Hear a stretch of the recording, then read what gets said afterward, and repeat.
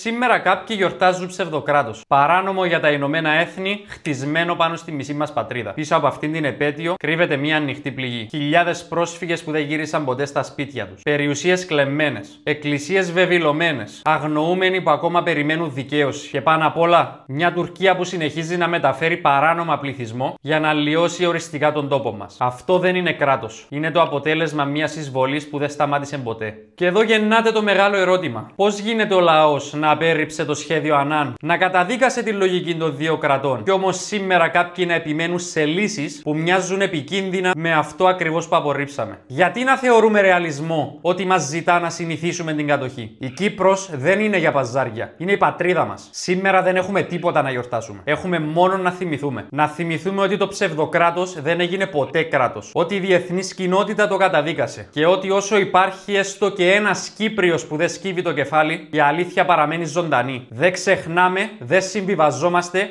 και δεν χαρίζουμε ούτε σπιθαμία από αυτό που μας ανήκει.